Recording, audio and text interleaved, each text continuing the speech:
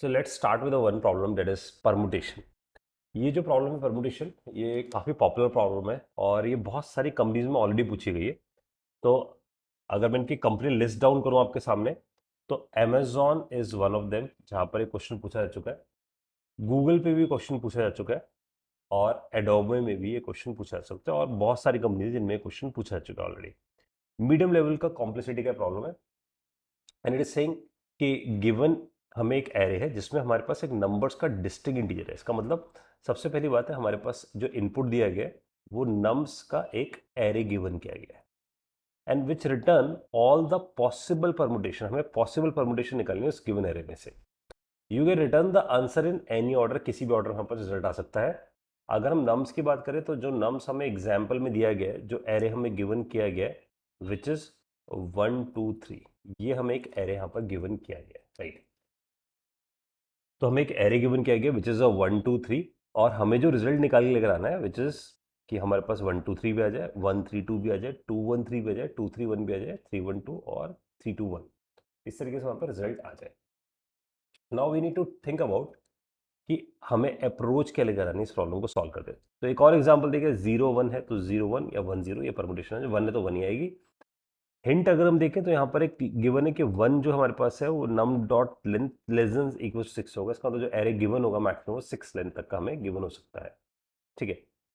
तो all the integers और nums are unique, जो वैल्यूज गिवन होंगी ये वहाँ लिखा है all the integer of nums are unique, यानी कि हमारे पास जो नम्स वैल्यू होंगी वो भी हमें यूनिक मिलेगी, राइट। तो देखो इस क्वेश्चन में ये गिवन है कि हमारे पास जो नम्स आने वाले हैं विच इज़ यूनिक, हमारे पास यूनिक आने वाले हैं। तो इसका मतलब जो हम परमुटेशंस निकाल कर देंगे भी ना, तो उसमें कोई डुप्लीकेट नहीं होगी, राइट। तो परमुटेशन में हम जितने भी एलिमेंट्स डालने वाले हैं उसमें यूनिक होंगे, क्योंकि उसने बताया है कि हमारे पास जो नम्स होगा दैट इज़ यूनिक, राइट। तो लेट्स जंप टू, हम इसे सॉल्व करने पे आते हैं। थोड़ा सा इसका फॉन्ट इंक्रीज कर देता हूँ, आए थे यहाँ पर। तो नाउ द थॉट प्रोसेस है कि आइडियली हमारे पास वी स्टार्ट विद कि हम एक नम्स नाम का हमें एक एरे मिलेगा विच कंटेन, उसके अंदर हमारे पास जो गिवन होगा विच इज 1 2 3, ये वैल्यू हमारे पास गिवन होगी। तो हम बेसिकली क्या कर सकते हैं, क्योंकि हमें 1 2 3 की सारी पॉसिबिलिटी निकालनी है, तो वी स्टार्ट विद, हम स्टार्ट करें इसे बिल्कुल एक ब्लैंक से। तो हम एक ब्लैंक से इसे स्टार्ट करें एंड वी आर सेइंग कि हम यहाँ से 3 ब्रांचिंग क्रिएट कर दें, 1 के लिए, 2 के लिए और 3 के लिए, क्योंकि 3 पॉसिबिलिटीज हमारे पास। अब आइडिया हमें क्या करना चाहिए, जिसको हम पिक कर चुके हैं, जिस परमुटेशन को हम पिक कर चुके हैं, जैसे 1 को हम पिक कर चुके हैं, तो we are going to pick it here. तो हम यहाँ से उसका नेक्स्ट एलिमेंट पिक कर ले विच इज 2। तो हमने यहाँ से 2 पिक कर लिया, राइट। तो अगर हम यहाँ पर 2 पिक कर चुके हैं तो we are going to pick 3, ठीक है। और एक एक चीज और, क्योंकि हमने यहाँ पर 3 तो पिक किया ही है, लेकिन उसके साथ साथ हमने क्या पिक नहीं किया, हमने 1 पिक नहीं किया। तो यहाँ पर 2 पॉसिबिलिटीज पे आते हैं। इसका मतलब अगर मैं यहाँ पर 1 2 3 पिक करता हूँ, तो अब मैं 1 को कंटेन ना करूँ क्योंकि यूनिक चाहिए मुझे, तो मैं यहाँ पर 2 चीज़ें कंटेन करूँ। One is I will contain 2, तो मैं 2 की ब्रांच कर सकता हूँ और फिर 3 की भी ब्रांच कर सकता हूँ, राइट। तो इसका मतलब ये है कि मेरे पास अगर 1 को कंटेन करता हूँ, 1 का मेरे पास एक एरे क्रिएट हो गया जिसमें मैंने 1 रख लिया, बिकॉज आई हैव 1। तो मेरे पास ऑप्शन है कि मैं यहाँ से एक ब्रांच 2 के लिए क्रिएट करके आ सकता हूँ, तो आई कैन से मैं 1 और 2 की एक ब्रांच क्रिएट करके आ सकता हूँ, और यहाँ से 1 और 3 की एक ब्रांच क्रिएट कर दिया मैंने, राइट। अब बिकॉज मेरा 1 और 2 यहाँ पर आ चुका है, तो अब मेरे पास सिर्फ पॉसिबिलिटी किसकी है, 3 के लिए। तो इसका मतलब मैं इस एरे में से ऐड कर दूंगा विच इज 1 2 3। तो ये एक सॉल्यूशन बन गया, इसके आगे मैं जा ही नहीं सकता। और अगर मैं यहाँ से, क्योंकि मैं यहाँ से यहाँ पर तो 1 भी 2 भी और 3 भी, तो मैं यहाँ पर तो कहीं जा ही नहीं सकता क्योंकि 3 तो एग्जॉस्ट हो गया। अब यहाँ पर 1 और 3 आ चुका है, तो अब यहाँ पर मेरे पास पॉसिबिलिटी सिर्फ 2 लाने की। तो बोलूंगा अब मेरे पास जो सॉल्यूशन बन गया विच इज 1 3 2, ये मेरे पास सॉल्यूशन बन गया। अब अगर हम 2 पे जाते हैं, तो मेरे पास यहाँ पॉसिबिलिटी है 1 लाने की और 3 लाने की, राइट। अगर मैं 1 या 3 पिक करता हूँ यहाँ पर से, तो वी कैन थिंक अबाउट कि यहाँ पर मेरे पास एक पॉसिबिलिटी बन गई 2 1 की, तो दिस इज द 2 1, और यहाँ बन गया 2 3 की, तो ये 2 3 की मेरे पास क्रिएट हो गई। और अब यहाँ पॉसिबिलिटी मेरे पास बनती है 1 के नीचे 3 की। तो अगर मैं 3 की पॉसिबिलिटी बनाता हूँ तो मेरे पास बन जाता है 2 1 3, ये मेरे पास एक पॉसिबिलिटी क्रिएट हो गई। और यहाँ पर 2 आ चुका, 3 आ चुका, तो यहाँ पर सिर्फ पॉसिबिलिटी किसकी, 1 की आने की। तो मेरे पास बन गया 2 3 1, ये एक और बन गया। अब 3 से अगर हम 3 पे जाते हैं तो 3 पे पॉसिबिलिटी है 1 और 2 को लेकर आने की, क्योंकि यहाँ तो सिर्फ 3 का ही बन पाया ना, जैसे यहाँ पर 2 का ही एरे बन पाया था, तो यहाँ पर 3 का ही बन पाया। तो अब मेरे पास जैसे मैं नीचे जाता हूँ तो मेरे पास क्या बन जाएगा, 3 1 का, यहाँ बन जाएगा 3 2 का। तो अब यहाँ पॉसिबिलिटी क्या बचती है, सिर्फ 2 लाने की। तो यहाँ बन जाएगा 3 1 2 एट दी एंड, और यहाँ पर मेरे पास पॉसिबिलिटी बनती है 1 लाने की। तो मेरे पास यहाँ फाइनली बन जाएगा 3 2 और 1। ठीक है, ये हम लोगों ने परमुटेशन जनरेट कर दी है। तो दीज आर, ये जो सबसे लास्ट में आ रहे हैं, दीज आर द आंसर्स जो हम अपने पास कंटेन करेंगे। तो इसका मतलब अगर हम आंसर्स को देखें, ये एक आंसर एक एरे लिस्ट है, ये एक लिस्ट भी बोल सकते हैं हम इसे, क्योंकि हम यहाँ देख पा रहे हैं कि इसका जो डिमांड है वो लिस्ट के अंदर लिस्ट है। तो this is the one array list, और इस एरे लिस्ट को हम, या लिस्ट को हम इस बड़ी वाली एक लिस्ट में डाल दें, तो इट मीन्स ये आउटर लिस्ट है, ये इनर जो बन रही है। तो ऐसे ही जब हम इसको बनाएंगे तो इसको भी इसी वाली एयर लिस्ट में डाल दें, राइट। तो ऐसे ही ये बनेगा तो ये भी एक एयर लिस्ट में डालते, तो सबके सब इसी एयर लिस्ट में मर्ज होते हुए जाएंगे, राइट। तो वी नो कि हमारे पास आइडली हमें जो लॉजिक दिख रहा है वो ये दिख रहा है कि वी स्टार्ट विद एम्प्टी। तो इसका मतलब हम शुरुआत कहाँ से करें, एक एम्प्टी एरे से, और उस एम्प्टी एरे के बाद वी क्रिएट अ ब्रांच, हम एक ब्रांच क्रिएट करें। 1 की तरफ अगर जाएं तो 1 को उस एरे में, इस ब्लैंक में ही पुश कर दें, और जब इसे ऐड कर दें इसके बाद, तो फिर हमारे पास ये ऑप्शन होना चाहिए कि बिकॉज 1 इज ऑलरेडी देयर, तो हम 1 का तो ब्रांचिंग नहीं कर सकते, 2 की ब्रांचिंग करके आ सकते हैं। तो हमने इसलिए 2 की ब्रांच करके आ सकते हैं, और फिर हम 3 की ब्रांच करके आ सकते हैं, दैट इज पॉसिबल, राइट। तो अब इनमें से इसको छोड़कर, 1 को छोड़कर हम कोई भी ब्रांच क्रिएट करके आ सकते हैं। तो हमारे पास ब्रांच क्रिएट हुई, तो हमारे पास बन गया 1 और 2 बन सकता है, और 1 और 3 बन सकता है। बिकॉज 1 और 2 बन गया तो अब सिर्फ पॉसिबिलिटी बचती है सिर्फ 3 पे जाने की। दैट्स वाई 1 2 3 हमारे पास क्रिएट होता है, it is created in one air list, और इसे हम प्लेस कर दें मेन रिजल्ट के अंदर, right. And the similar thought process here, क्योंकि 1 हमारे पास आ चुका है तो हम यहाँ पर 3 की पॉसिबिलिटी यहाँ जनरेट करके आ पा रहे हैं, क्योंकि 2 ऑलरेडी जनरेट कर चुके हैं। और बिकॉज 1 और 3 यहाँ बन गया है, तो अब हमारे पास सिर्फ चॉइस है 1 3 2 बनाने की।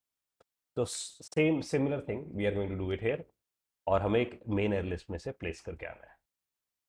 तो हम इम्प्लीमेंटेशन में जाते हैं इसके। तो वी हैव एन आइडिया कि हमारे पास किस तरीके से ब्रांच बनेंगे, और कौन से ब्रांचेस सॉल्यूशन का पार्ट होंगे, और कौन से को हम एलिमिनेट कर रहे हैं।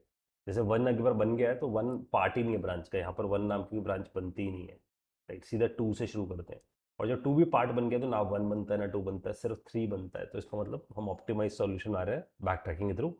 Now let's jump to the code part. तो एक काम करते हैं, यहाँ पर एक हेल्पर मेथड से शुरुआत करते हैं। तो we are going to create void, एक हेल्पर मेथड बनाते हैं, क्योंकि हमें आर्गुमेंट्स, नंबर ऑफ आर्गुमेंट ज़्यादा चाहिए। जैसे कि हमें एक नंबर्स मिला है कह रहे, तो वी डिसाइडेड कि हमारे पास एक तो अपने पास इंटीजर स्क्वायर ब्रैकेट नंबर्स होगा जिसके अंदर पूरे नंबर्स पड़े, प्लस वी वांट कि हमारे पास जो नंबर्स होगा at the end we want this kind of result, ऐसा रिजल्ट हमें चाहिए। तो we create list of this result, इसको रिजल्ट टाइप का बना दिया। और फिर बिकॉज मुझे जब मैं रिजल्ट्स बना रहा था तो मेरे पास छोटे रिजल्ट्स ही बनेंगे, अगर ध्यान से देखो तो छोटे रिजल्ट्स का मतलब है कि हमारे पास ये एक छोटा रिजल्ट है ना? फिर ये बड़े रिजल्ट में जाएगा तो ये बड़ा रिजल्ट है, राइट। तो इसका मतलब ये जो हमारे पास छोटे छोटे एयरलेस बनेंगे, this one this one this one this one, these are basically small results. और वो किसके अंदर प्लेस हो जाएंगे, वो प्लेस हो जाएंगे मेन रिजल्ट के अंदर, यानी फाइनल रिजल्ट के अंदर। We can say this is the result. तो मैं इसका नाम ऐसे रख लेता हूँ जिससे मैं क्लियर है, this would be my final result. और इसको मैं बोल देता हूँ this would B list of integer, जिसमें मैं क्या रखने वाला हूँ, स्मॉल रिजल्ट, जो मेरे पास अभी स्मॉल रिजल्ट बनकर आएगा, राइट। तो मेरे पास एक स्मॉल रिजल्ट होगा जो मेरे पास बनकर आएगा, और फिर वो किस में चला जाएगा, फाइनल रिजल्ट में चला जाएगा, और मेरे पास ओरिजिनल एरे है ही। अब मुझे आइडली क्या करना चाहिए, because we have an impression कि हमें बेसिकली उसकी ब्रांचिंग क्रिएट करनी है, एक ब्लैंक एरे से शुरुआत करनी है और फिर एक ब्रांचिंग से क्रिएट करेंगे। तो सबसे पहला थॉट प्रोसेस ये आना चाहिए कि हमें ब्रांच क्रिएट करनी है, और ब्रांच 1 2 3 ऐसे है। तो वी आर सेइंग कि जो भी हमें नंबर गिवन होगा उसमें से वी गेट अ नंबर, हम यहाँ से नंबर निकालें। तो मैंने लिखा n कॉलन नम्स। इसका मतलब क्या हुआ, नम्स में से वैल्यू आई और n में प्लेस हो जाएगी मेरे पास, राइट। तो n में बेसिकली आ जाएगा। तो वी कैन थिंक अबाउट कि जो मेरे पास नम्स है, ऐसा एज्यूम कर लेते हैं जो नम्स है वो 1 2 3 था, है ना। अगर हम एग्जाम्पल में देखें तो इट इज सेइंग कि 1 2 3 था हमारे पास। तो नम्स इज 1 2 3, और यहाँ वन आ गया हमारे पास, सो आई हैव दिस वन। अच्छा, अगर वन आ गया तो वन रिजल्ट में कंट्रीब्यूट करेगा या नहीं करेगा, है ना। रिजल्ट में कंट्रीब्यूट करने का मतलब है क्या वन को मैं यहाँ पर इस एरे में रखूंगा, तो थॉट प्रोसेस ये, क्या वन क्या एरे में स्टोर होगा या नहीं होगा, है ना। जैसे कि वन यहाँ जाके स्टोर नहीं होता क्योंकि वन से नहीं टू से ब्रांच शुरू होती है। तो ऐसा करने के लिए I need to just check this out कि क्या वो स्मॉल रिजल्ट में तो नहीं आ गया वन, क्योंकि स्मॉल रिजल्ट शुरू में कैसा होना चाहिए, एम्प्टी होना चाहिए। तो small result must been empty, ठीक है। वो बिल्कुल ब्लैंक से शुरू होगा। अब कैसे ब्लैंक से शुरू होगा, इसको समझने के लिए हम यहाँ से इसको बुलाते हैं, सॉरी हेल्पर को बुलाते हैं, हेल्पर को यहाँ से इन्वोक करते हैं, उसमें नम्स डालते हैं, दैट्स अ फर्स्ट थिंग। दूसरी चीज, हमें जो लिस्ट चाहिए वो ऐसी है, देखें ये लिस्ट फाइनल रिजल्ट बनने वाला है, तो इसे कॉपी कर लेते हैं and we are saying this would be our final result. और इस फाइनल रिजल्ट के अंदर आई विल से कि इसके अंदर भी सिर्फ एयर लिस्ट लिख के छोड़ देता हूँ ऐसे, राइट। तो ये फाइनल रिजल्ट है जो यहाँ पास कर दिया। और फिर एक मेरे पास स्टार्टिंग रिजल्ट है दिस वन। तो स्मॉल रिजल्ट शुरू में कैसा होना चाहिए, इट मस्ट बीन एम्प्टी। तो मैंने ऐसे लिखा of list of integer and small result equals to new array list, ऐसा कर देते हैं। तो एक नई एयर लिस्ट बना ली हमने स्मॉल रिजल्ट की विच इज एम्प्टी, ये भी पास कर दिया। तो देखो आपके पास क्या हुआ यहाँ पर ना, शुरुआत में ये वाली जो वैल्यू गई this is just a blank, ये ब्लैंक गई है। ये फाइनल रिजल्ट भी अभी भी ये भी ब्लैंक ही है, ये एरे के अंदर एरे है, इट्स लाइक दिस, ठीक है। और नम्स के अंदर ये 1 2 3 है जो यहाँ पास हो गया, राइट। और हमने उस नम्स में से एन निकाल लिया, it means what we get one, one हमें यहाँ पर मिल गया, ठीक है। अब वन अगर मेरे को मिल गया तो वन क्या स्मॉल रिजल्ट का पार्ट होगा, यस, क्योंकि ये तो खाली है बिल्कुल, इसमें कुछ है ही नहीं। तो we need to put a check here, हम यहाँ पर एक चेक लगाएं। उस चेक में यहाँ पर स्पेसिफाई कर दें इफ हमारे पास जो स्मॉल रिजल्ट है, क्या उस स्मॉल रिजल्ट के अंदर क्या हमारे पास ऑलरेडी एन तो नहीं है, यानी कि जो भी वैल्यू है तो हम ले लेते कंटेन्स एन, क्या वो उसके अंदर है तो नहीं, है ना। तो अगर वो नहीं है तो हम यहाँ लगाते हैं नॉट, अगर वो नहीं है तो, राइट। यानी कि स्मॉल रिजल्ट में वन नहीं है तो उसका मतलब वो स्मॉल रिजल्ट में ऐड हो जाना चाहिए, राइट। तो इसका मतलब हम उसे अपने पास रख लें, तो we are saying small result dot add और एन, ये मैंने रख लिया अपने पास। तो एन मेरे पास ऐड हो गया उस स्मॉल रिजल्ट के अंदर। तो हमें ये थॉट देखना चाहिए कि हमारे पास शुरुआत हुआ इस ब्लैंक एयरलिस्ट से। तो वी कैन थिंक अबाउट कि हमारे पास एक ब्लैंक एयरलिस्ट बनी, और उसके बाद क्योंकि हमने यहाँ पर लूप चला दी तो पहली वन के लिए लूप चली, और इस ब्लैंक एयरलिस्ट के अंदर हमने किसको प्लेस कर दिया, वन को प्लेस कर दिया, तो one will be get placed. और उसके बाद हम नेक्स्ट कॉल लगा दें, क्योंकि हम डेप्थ फर्स्ट ट्राइवर्सल करते जा रहे हैं, है ना, डेप्थ फर्स्ट ट्राइवर्सल करते जाए, डेप्थ में जाते जाएंगे। तो वन के बाद वी कैन थिंक अबाउट कि यहाँ से मैं बुला लेता हूँ हेल्पर को दोबारा से, तो we are calling this helper function and on this helper we are calling कि यहाँ से पास कर दो नम्स, तो हमने यहाँ से नम्स पास कर दिया, यहाँ से पास कर दो फाइनल रिजल्ट जैसा आ रहा था, और यहाँ से पास कर दो किसको, स्मॉल रिजल्ट को भी, जिसको ना हमारा स्मॉल रिजल्ट भी यहाँ से पास हो गया। तो nums, final result and small result, तीनों चीज़ हमारे पास यहाँ से पास होती हैं। और पास हो जाने के बाद, बिकॉज ऐसा होने से आइडली क्या होगा, अब नम्स हमारे पास वही 1 2 3 जाएगा, फाइनल रिजल्ट में क्या जाएगा, कुछ नहीं है अभी फाइनल रिजल्ट में, लेकिन स्मॉल रिजल्ट में हमारे पास वन पड़ा है, ऐसा वन पड़ा है। अभी चेक करेगा क्योंकि एन में अगली वैल्यू क्या आएगी, क्योंकि जब दोबारा से चलेगा, क्योंकि अभी तो हमारे पास वन की ब्रांच बन गई, अभी वन की दोबारा ब्रांच बनाने की शुरू करेगा, क्योंकि लूप दोबारा शुरू होगी वन से। तो वन से जब शुरू होगी तो इफ कंडीशन में जाएगा, because one is already the part of this. तो वो क्या करेगा, अब वो लूप में इंक्रीमेंट कर जाएगा, now it will go to a two, वो टू पे जाएगा, और बिकॉज वो टू पे जाएगा तो यहाँ पर वन और टू मेरे पास आ जाएगा। So it has this one and two, one और टू मेरे पास आ गया। और फिर से हेल्पर को दोबारा कॉल लगाई जाएगी, तो इस बार स्मॉल रिजल्ट में वन और टू पास हुआ होगा, वन और टू पास हुआ, और लूप फिर से शुरू होगी, तो फिर से लूप वन के लिए शुरू होगी, क्योंकि दोबारा से लूप इनिशिएट होगी नम्स के लिए, तो वन से शुरू होगी, वन को इग्नोर करेगा क्योंकि वो ऑलरेडी पार्ट है इसके अंदर, हम क्योंकि हम चेक करें स्मॉल रिजल्ट को। फिर टू को चेक करेगा, टू भी ऑलरेडी पार्ट है, तो फिर थ्री को पिक करेगा।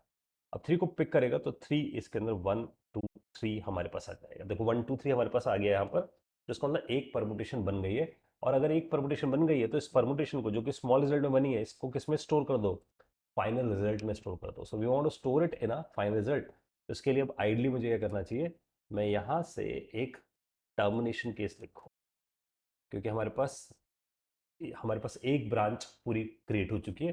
तो we specify if small result dot size, तो मैंने ऐसा लिखा अगर स्मॉल रिजल्ट, क्योंकि एरे लिस्ट है और उसका साइज बराबर हो जाता है किसके, नम्स की लेंथ के, इसका मतलब 3 एलिमेंट इसके अंदर भी आ गए हैं। अगर आ गए हैं तो वी डिसाइडेड कि फाइनल रिजल्ट के अंदर ऐड कर दो, तो फाइनल रिजल्ट के अंदर ऐड कर दो किसको, we need to add this small result, यानी कि ये जो स्मॉल रिजल्ट है ये हमारे पास स्टोर हो जाए। ठीक है, तो मैं क्या करता हूँ, मैं यहाँ से एक नई फ्रेश एयरलिस्ट बनाता हूँ। तो this new fresh ArrayList is created, क्योंकि वो रेफरेंस रखेगा वरना उसके पास एड्रेस होगा। तो इसलिए final result dot add new ArrayList, और एक नई एयरलिस्ट बनकर आ जाएगी स्मॉल रिजल्ट की। तो स्मॉल रिजल्ट की नई एयरलिस्ट मेरे पास यहाँ पर क्रिएट हो गई, और यहाँ से मैंने रिटर्न कर दिया।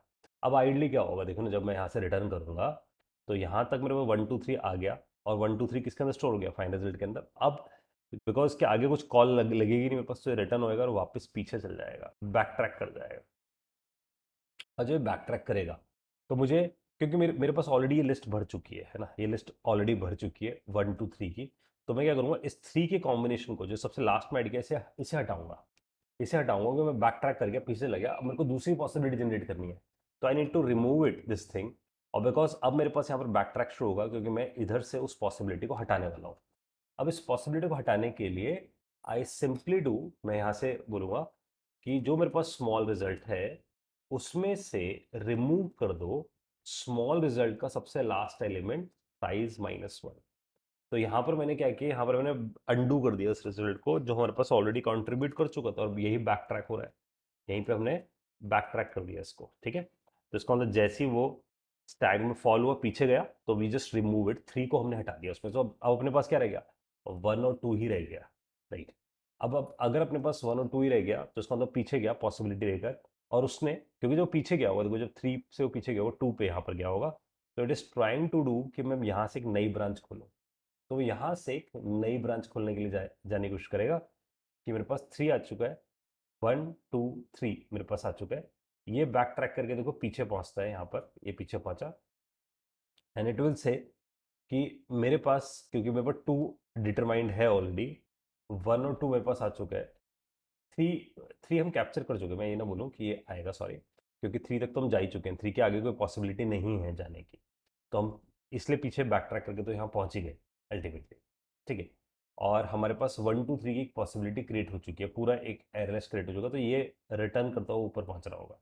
ठीक है, और वो इस रिजल्ट में, यानी कि इधर में कंट्रीब्यूट कर रहा होगा, तो हमें अब आइडली यहाँ से पहुँचना चाहिए, क्योंकि हमारे पास यहाँ तक का तो पॉसिबिलिटी क्रिएट हो चुकी है। तो अब मैं यहाँ से जब 1 पे पहुँचूंगा तो फिर से यहाँ से एक और ब्रांच क्रिएट होगी, तो एक और ब्रांच क्रिएट होगी, क्योंकि मैं 1 के लिए ऑलरेडी कंट्रीब्यूट कर चुका हूँ, और 1 यहाँ पर मेरे पास आ ही चुका है, 2 ऑलरेडी यहाँ कंट्रीब्यूट हो चुका है, तो यहाँ पर पॉसिबिलिटी क्रिएट होगी 3 के लिए। तो 3 के लिए जैसे क्रिएट होगी तो मैं 1 3 यहाँ बना दूंगा। राइट, तो ये बात समझिए, ये इसकी वजह से हुआ क्योंकि हमने इसे बैक ट्रैक किया, तो एक पॉसिबिलिटी हट गई उसके अंदर से, 3 हट गया होगा, फिर पीछे क्या होगा, तो 2 हट गया होगा, सिर्फ क्या रह गया होगा, 1 रह गया होगा। तो 1 वुड भी है, अगर वो 3 पे जाने की कोशिश भी करता ना तो डुप्लीकेट बन जाएगी 1 2 3 वाली, है ना। और अगर ये 1 2 3 वाली फिर से बन रही होगी तो आपको समझना है कि वो इसके अंदर जाएगा ही नहीं, इस पॉसिबिलिटी के अंदर, क्योंकि 1 2 3 ऑलरेडी आ चुका है। इसलिए यहाँ से उसने जब 1 रह गया तब उसने बैक ट्रैक किया, तो 3 मिला उसे। जब 3 मिला तो 1 3 हमारे पास क्रिएट हो गया। 1 3 क्रिएट हो जाने के बाद फिर से अब ये क्या करेगा, नीचे एक और कॉल लगाएगा, और जो नीचे कॉल लगाएगा तो 1 आ चुका है, 3 आ चुका है, इसका मतलब ये वाली कंडीशन चलेगी कि ऑलरेडी 1 3 तो है, तो अब सिर्फ कॉल किसके लिए जाने वाली, 2 के लिए। तो हमारे पास बन जाएगा 1 3 2, ये एक पॉसिबिलिटी बन जाएगी, और जैसे ये पॉसिबिलिटी बनेगी तो we reach to this condition, और फिर से हम उसे एलिस में डाल देंगे, and the similar way the problem will be get solve, और इसी तरीके से हमारी प्रॉब्लम सॉल्व हो जाएगी। लेट्स ट्राई दिस कि हमारे पास सब कुछ रिजल्ट ठीक आ रहा है। इसका मतलब अब देखो जितना भी रिजल्ट आ रहा है वो किसके अंदर स्टोर होता जा रहा है, फाइनल रिजल्ट के अंदर स्टोर होता जा रहा है, और final result as a reference pass किया गया होगा, एज अ रेफरेंस पास किया होगा। तो इसका मतलब अब इसके बाद जब ये पूरा कोड चल जाता है तो आई जस्ट रिटर्न, मैं यहाँ से रिटर्न कर दूँ किसको, फाइनल रिजल्ट को। और अब हम इसे रन करके देख लेते हैं, जस्ट टू चेकिंग कोई कंपाइलेशन इशू तो नहीं किया हम लोगों ने। एक्सेप्ट हो गए ये केसेस, और इसे अब सबमिट कर देते हैं, and it will tell us कि सबमिट होने के बाद इट इज एक्सेप्टेड इट, तो इसने एक्सेप्ट कर लिया हमारा सॉल्यूशन, राइट। तो वी एक्चुअली कम टू सी कि हमने परमुटेशन किस तरीके से डिटरमाइन करके निकाल ली है। इसी में एक बात और समझ लेते हैं कि हमारे पास इसका टाइम कॉम्प्लेक्सिटी कितना ज़्यादा है, यानी कि हमने जो एल्गोरिथम लिखा है वो कितना बेटर काम कर रहा है। तो ये जो टाइम कॉम्पिटिटिव एल्गो है ना, वो सम हाउ स्लो ही है, बट पॉइंट ये है कि जो हमें गिवन इनपुट की रेंज दी गई थी ना, तो उसने बोला था शुरू में, अगर हम डिस्क्रिप्शन में जाए तो इट इज टेलिंग अस कि हमारे पास जो इनपुट हो सकता है 1 से 6 तक ही हो सकता है, ठीक है। दैट्स वाई ये सॉल्यूशन एक्सेप्ट होता है हमारे पास, कि हमारे पास जो वैल्यू 1 से 6 के बीच में है, ठीक है। अब जब हम बैक ट्रैक कर रहे थे तो वी नो इट कि हमें बेसिकली हमें जो हमें जो कॉल्स लगानी है ना, हमें जो कॉल्स लगानी है इसके अंदर वो एन कॉल्स थी, क्योंकि हमारे पास जो वैल्यू आ रही थी वो एन कॉल्स पर आ रही थी, लेकिन जैसे हम नीचे जाते थे तो हम एक कॉल कम कर देते थे, n-1 कर देते थे, फिर और नीचे जाते तो फिर वो n-2 देते थे, क्योंकि वो रिजल्ट का पार्ट बन जाते थे। वी नो इट कि हमारे पास एरे आता था, फिर उसके अंदर हम 1 को अपने पास स्टोर कर लेते थे, तो इसको हमें पता था कि अब इसके नीचे जो कॉल लगेंगे ना, 2 ही लग सकती है हमारे पास। तो इसको हम यहाँ पर से 2 के लिए कॉल लगा सकते हैं या फिर 3 के लिए कॉल लगा सकते हैं। तो इसको उसके अगली बार, क्योंकि इसके बाद ये 1-2 का पार्ट बन जाता था, ये 1-3 का पार्ट बन जाता था, तो अब पॉसिबिलिटी कितनी की रहती थी, n-1 कॉल लगाने की, यानी कि अब इसके बाद में 3 की कॉल लगा सकता था यहाँ पर, या फिर इसके बाद में 2 की कॉल लगा सकता था। तो जब मैं 3 की कॉल लगा देता था तो it is become 1-2-3, it is become 1-3-2, ऐसे करके हमारे पास एरे बन जाता था। It mean start with n call, है ना, फिर वो n-1 कॉल पे आती थी, फिर वो n-2 पे कॉल पे जा रही है। तो इसका मतलब हमें दिख रहा है कि हमारे पास जो कॉल्स हो रही थी, because to avoid this duplication हमें n-1 या n-2 कॉल्स पे हमें जाना पड़ रहा था। तो वी कैन थिंक अबाउट कि हमारे पास जो टाइम कॉम्प्लेक्सिटी थी ना, वो n से शुरू हो रही थी, है ना, और फिर वो हमें, हम बोल सकते हैं कि जो n पे शुरू होती थी तो वो n बाय, क्योंकि n-1 फिर n-2 ऐसा हो रहा था, तो it means it can be से कि this would B n factorial, है ना। तो इसका मतलब वो कहाँ तक लेके जाती थी हमें, n इंटू n फैक्टोरियल,